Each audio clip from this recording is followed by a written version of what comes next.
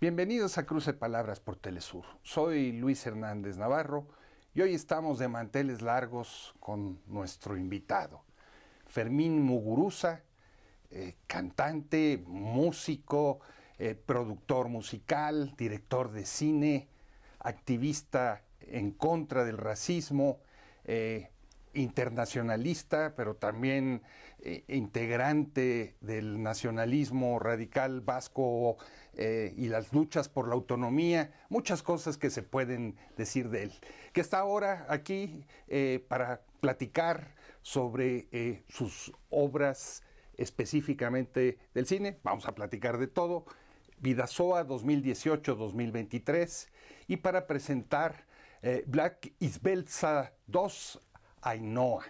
No sé si pronuncié bien el euskera o no. Perfectamente. Tache tengo. Muchas gracias, Fermín, por estar con nosotros. ¿De qué van tus documentales?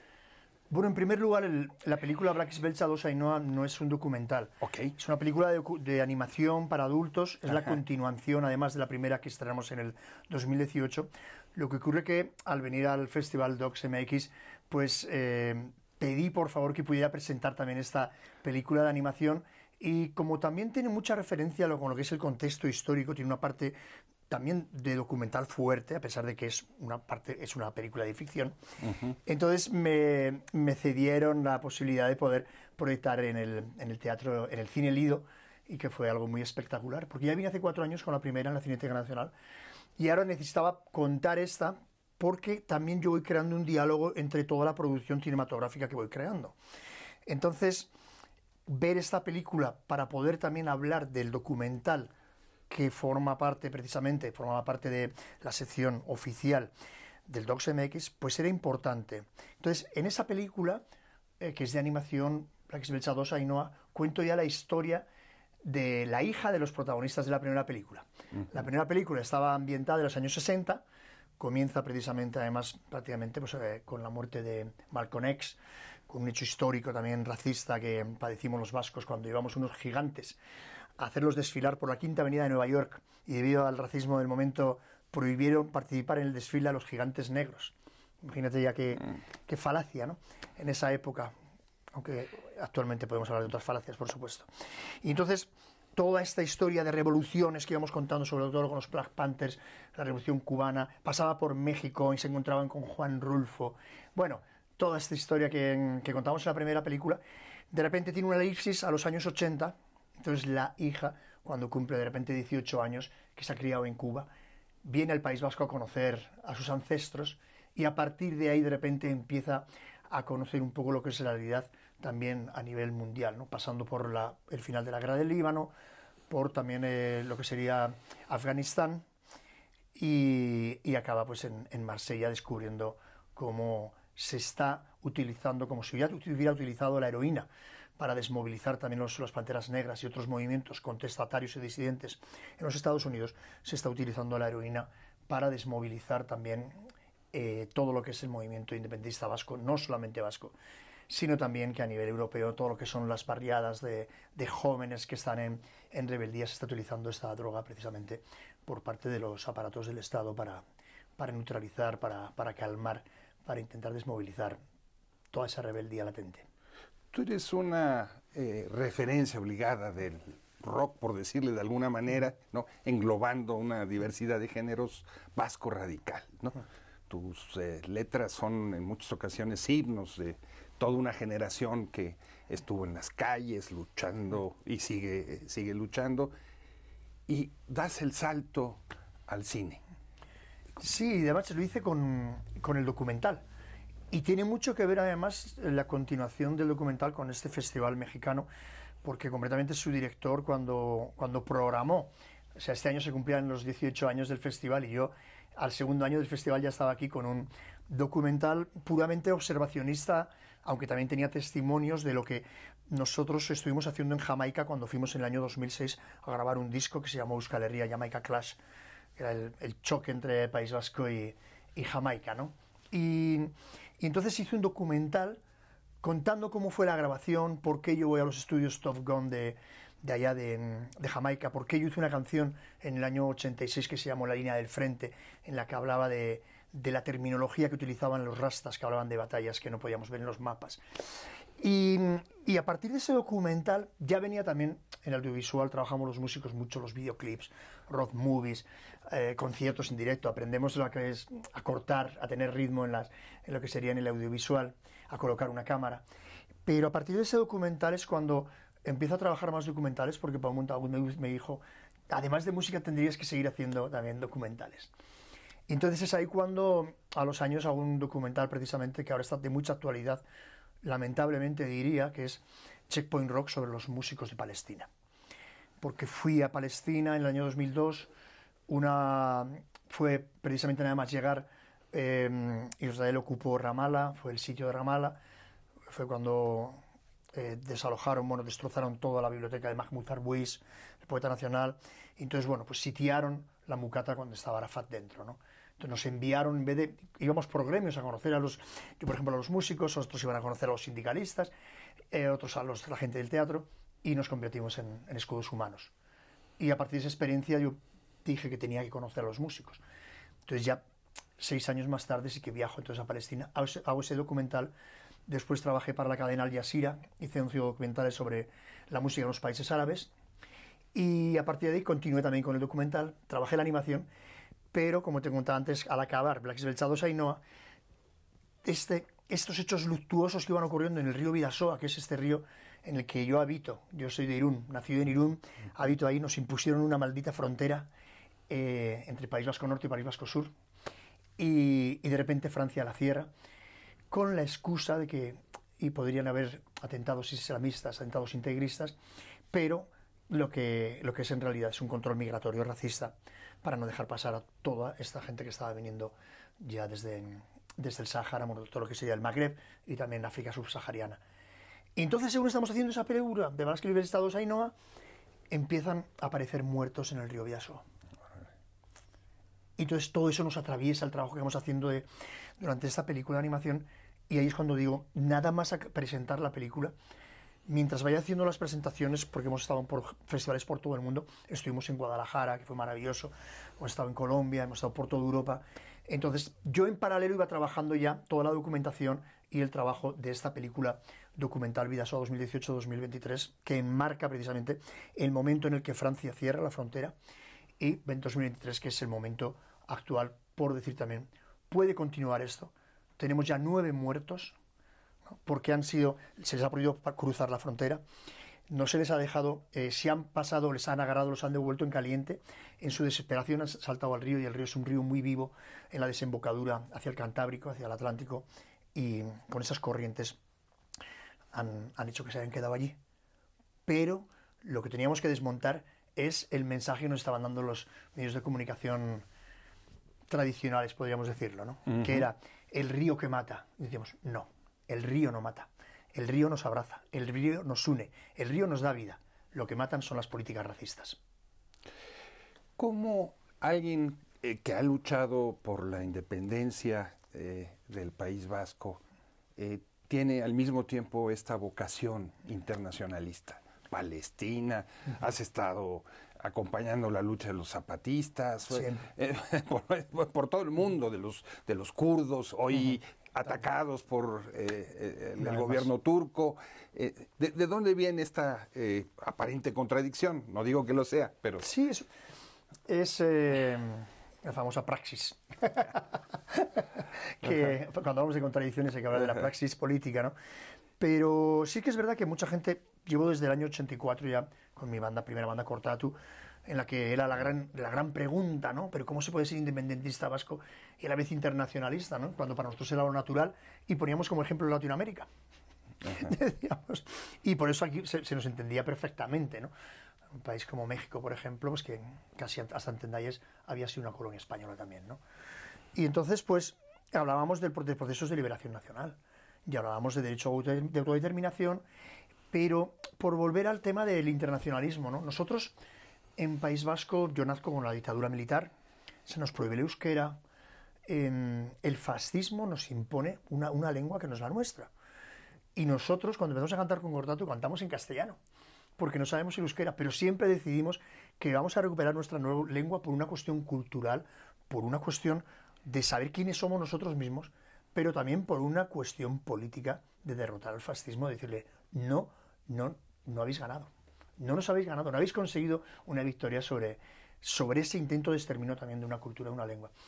Entonces, lo que ocurre es que, por ejemplo, vamos al contexto y a solo que cuento también la primera de Black Beltza, el tema de Argelia, para lo que es el País Vasco y todo el movimiento de resistencia que comenzó en los años 60, Argelia es la referencia.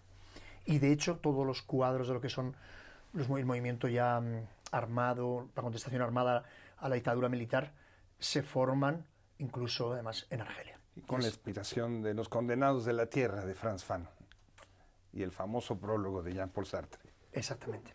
Entonces, Argelia es una de las... hay una cosa muy bonita que decía el director del periódico Egin, al cual homenajeamos nosotros en esta película Black Beltza 2 Ainhoa, y con el cual yo tuve mucha amistad. Le pudimos hacer un homenaje en la película y también cuando hicimos el estreno en el Velódromo de Anoeta para 3.000 personas en el Festival de San Sebastián. Fue impresionante. Y él salió y falleció hace poquito ahora. Y él me decía que las distintas generaciones de vascos, él las catalogaba por cómo habían sido atravesadas por distintas revoluciones concretas. Entonces decía, la primera generación de resistentes de los años 60, durante el franquismo, ellos estaban con todo el movimiento de liberación de Argelia, ¿no? Ya la siguiente, que era la que pertenecía a él, decía que él estaba atravesado por la revolución cubana. Y nosotros, que éramos más jóvenes, nosotros éramos ya los sandinistas rockeros. Y nosotros nos había marcado la revolución sandinista. De hecho, la gran importancia que tuvo para mí para hacer la música, una de las cosas icónicas, un hito, fue ver a los Clash tocando en San Sebastián, en Donostia, en el año 81, presentando su disco sandinista. A los años fundábamos Cortato y cantábamos Nicaragua Sandinista. Fermín, ¿te parece si hacemos una pequeña pausa? Por supuesto.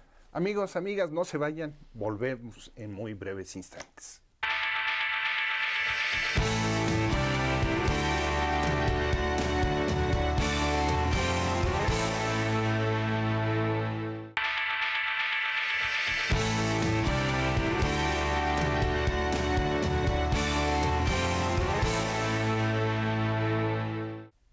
Estamos ya de regreso en este cruce de palabras con Fermín Muguruza, músico, director de cine vasco. Estamos conversando sobre su último documental, pero estamos platicando también sobre su vida como artista, como militante. Fermín, ¿por qué recurrir al cómic? ¿De dónde viene tu fascinación o tu gusto, tanto como para llevarlo al cine? Nosotros, antes he comentado que nacemos durante el franquismo y tenemos toda la cultura también de los cantautores, de la poesía, todo lo que es el movimiento de recuperación de la cultura vasca clandestino, porque está censuradísimo. Se llama Esdoka Maigo, quiere decir no existe el número 13. Por la fatalidad de los vascos en esa especie de siempre perder las guerras, estar en una guerra continua. Y entonces nos influencia mucho, pero nosotros ya nacemos, ya tenemos otra gana de utilizar otros medios de expresión. Y es por eso que el punk para nosotros es algo imprescindible, ¿no? De repente decimos, salimos aquí. No hace falta que cantemos bien, no hace falta que escribamos bien, lo que hace falta es expresarnos. Y el cómic es nuestro gran aliado. El cómic underground a nosotros nos fascina. Y hay una corriente de cómic underground muy importante en Barcelona, muy influenciada también por el cómic underground estadounidense, que es muy rebelde, que es totalmente iconoclasta. Nosotros ya odiamos la Iglesia, odiamos el Estado. Tenemos toda esa idea también libertaria, ¿no? De odiar a todo lo que sería la autoridad, el verticalismo. Entonces, no nos funcionan tampoco las nuevas... No queremos ser militantes de esas estructuras viejas de partidos. Queremos hacer algo nuevo. Y por eso hacemos la autogestión, creamos los gasteches, luego nos aliamos, por supuesto, también con partidos tradicionales, pero ya eso en un siguiente proceso también. Pero en principio llega el reventón del punk con todo el movimiento de rock radical que se llamó... Y el cómic era eso, no era la heterodoxia, era la transgresión. Y a nosotros nos fascinó desde siempre, y de hecho, la primera canción del primer disco de Cortatu comienza con Revuelta en el frenopático. Nos autorreivindicamos de nosotros como locos, si la normalidad es esta, nosotros detestamos la normalidad. nosotros somos piezas defectuosas, ¿no?, de este sistema. Y todo esto venía por la influencia también de unos cómics que habíamos leído. Entonces, siempre en todo lo que han sido nuestras obras discográficas, siempre ha habido influencia de distintos cómics. Muchas de las portadas están dibujadas por gente que trabaja en el cómic. Es un fenómeno curioso que en País Vasco también, tanto la Polla Records, Escorbuto, Ertzainak, Cortatu, todos hemos tenido alguna vez una portada que ha sido dibujada por un comiquero, para que se vea esa conexión, ¿no? Y entonces yo vi que la animación, que es el siguiente paso, por supuesto, del cómic, pues, ¿no?, cómic animado, pues era una herramienta muy bonita para poder contar cosas. Siempre he sido también muy seguidor de todo lo que ha sido también el manga, The Ghost in the Shell, Akira. Y entonces vi también una película que me pareció muy interesante, que era Bars con Bashir, sobre lo que fue precisamente, bueno, esta invasión la masacre de Sabra y Shatila, ¿no?, por parte del ejército israelí en el Líbano. Y estaba en animación. Y era una mezcla también de animación, de documental, y dije, qué interesante hacer esto. Y por eso la primera parte de Black is Belcha la hice además con un gran dibujante argentino-mexicano, que es Jorge Alderete. Me encantaba cómo trabajaba él hacía los carteles del Foro Alicia, entonces le encargué a él y lo hicimos con él y empezamos con el cómic. Pero también esta segunda parte, Black is Belcha Osaino, también tiene su propio cómic dibujado por una mujer, en este caso, Susana Martín, y creo que es como una especie de proyecto transmediático en el que diferentes narrativas se apoyan unas a otras y al final de una especie del cuadro total, ¿no?, de big picture que se diría ahora en inglés. Hablabas hace un momento de este movimiento desde abajo, de corte autogestionario, irreverente, no solamente en la cultura, sino que terminaba también aliándose para hacer política. Bueno, hoy en el País Vasco este movimiento tiene la mayoría de los ayuntamientos, la mayoría de las alcaldías, ¿no? No es solamente la cooperativa de Mondragón llevada, ¿no? No, por supuesto. Hasta el último rincón, ¿no? No, por eso comentaba, porque creo que es interesante saber cómo estos tipos de movimientos también son permeables y a la vez también influencian a todo lo que es el resto también de lo que tiene que ser la política, ¿no? Y cuando hay un momento como es el actual, en el que se ha acabado la lucha armada y en el que, mirando también a otras experiencias también latinoamericanas conocidas, por supuesto, nosotros siempre tenemos la idea de Salvador Allende, ¿no?, y el Frente Popular, la Unidad Popular, se diría, ¿no?, o frentes amplios. Está claro que nosotros tenemos que apostar por lo que sería la unidad de fuerzas. Vamos a intentar, a pesar de esas contradicciones también que hemos hablado antes, ¿no?, que supone siempre todo este tipo de alianzas, pero lo que sería la acumulación de fuerzas tiene que darse en un proceso claro y concreto, ¿no?, y en este momento se tiene que dar, más precisamente cuando hay una ofensiva, ¿no?, de la derecha, ultraderecha unida contra todo lo que sería, pues, un movimiento precisamente progresista. Y en País Vasco se ha dado. Y hemos conseguido crear una coalición que se llama EH Bildu, que es la unidad del País Vasco, en el que, bueno, pues de alguna manera tenemos esa referencia del Frente Popular, del Frente Amplio, confluimos mucho de lo que son partidos que ya se extendieron de otros y creamos una unidad popular en la que también hay muchos independientes dentro de los que yo me coloco también, porque yo vengo de esa tradición más comunista libertaria, podríamos decirla, ¿no? Y al ser artista también siempre es muy difícil encajarte en algo. Nosotros somos los aliados siempre de ese anarquismo, pero también el anarquismo, imagínate, con Federica Montseny, que fue ministra de Salud durante aquel gobierno popular, ¿no?, que cuando llega de repente el golpe militar dice, ahora ya no somos anarquistas, ya no somos socialistas ni comunistas, ahora somos todos antifascistas. Y esta es un poco la idea también de esta unidad popular que tenemos con EH Bildu, que de repente vamos precisamente al poder más cercano a la gente, ese poder popular, ¿no?, que se puede ejercer a través de los ayuntamientos de cada ciudad y cada pueblo.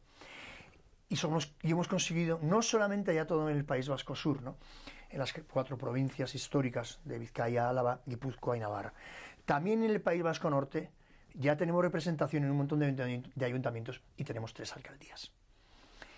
Y poco a poco así vamos creando ese poder popular a través de todas estas alcaldías.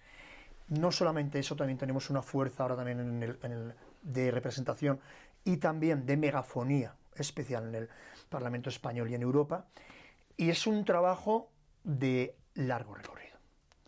Un trabajo donde se cruza la cultura y la política, y la cultura expresada casi como contracultura.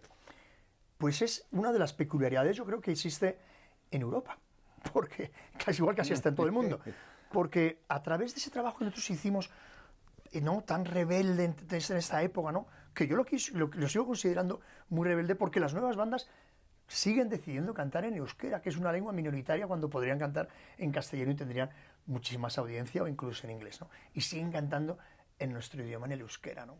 Que cada vez luego vamos hablando más gente, podríamos hablar, ya casi estamos alrededor del 1.000.000 de personas que lo hablamos. También en un proceso muy de largo recorrido, poco a poco, pero sigue la cuestión de esos años 80, en la que nosotros nos reivindicábamos en estos pueblos también, que en las fiestas populares, que son esa gran expresión al final de la comunidad, ¿no?, del regozo, es decir, también hay que celebrar porque la fiesta también hace comunidad, y la comunidad es una de nuestras grandes armas ahora mismo contra esta economía de mercado, con este sistema que nos oprime y aplasta. Y entonces tenía que haber un día en el que hubiera los músicos del lugar con los músicos de la zona, y tuviera un día siempre dedicado a estos grupos, ¿no? Y hoy tenemos ese circuito de las fiestas populares, en las que en todas las fiestas populares tienes algún día o varios días en las que hay conciertos musicales, por hablarte de la música, ¿no?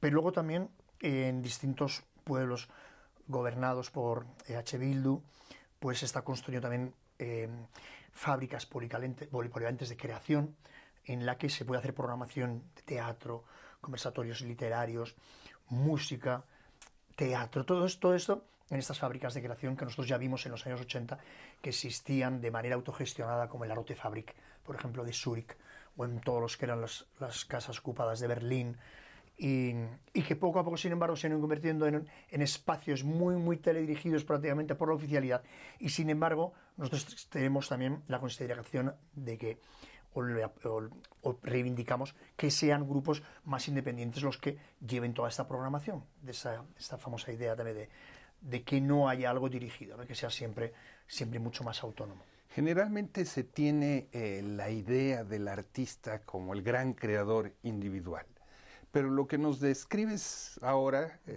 es ese artista imbuido en una comunidad, ¿no?, y en una nación en reconstrucción, en recuperación de sus espacios. No es el artista independiente, alejado del mundanal ruido, sino metido en el lodo hasta el fondo.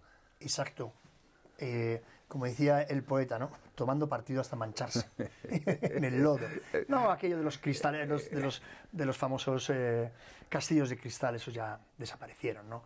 Esos artistas. De hecho, creo que cada vez más se está teniendo en cuenta ya por qué cada artista crea su obra, y que esa obra está siempre atravesada por el contexto.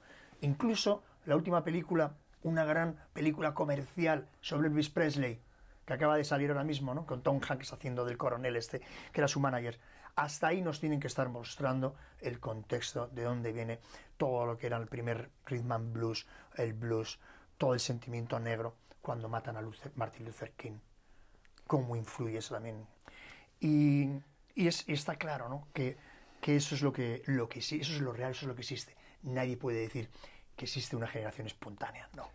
Todo viene por algo que nos influenció.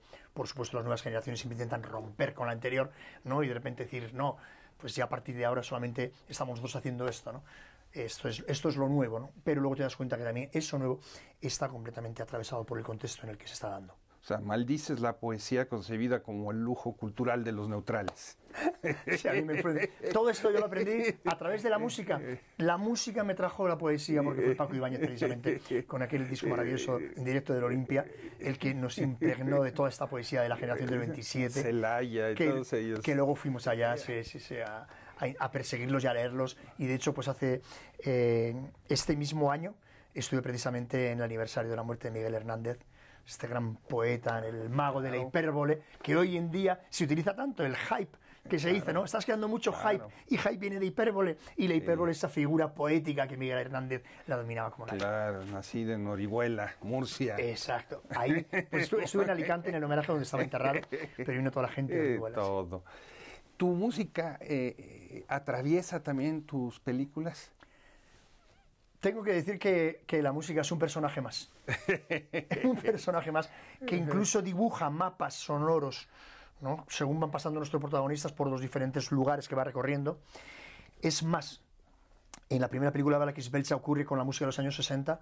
Tenemos mucha música mexicana que participa, tenemos a Lengua Alerta, tenemos a Ceci Bastida, la cantante de Tijuana, ¿no? Tenemos a Sonido Gallo Negro. Y en la segunda película estamos en los años 80, entonces hay música de Cortatu, hay música de Barricada, música del País Vasco, los Pogues, ¿no? Este grupo irlandés increíble también, los Redskins.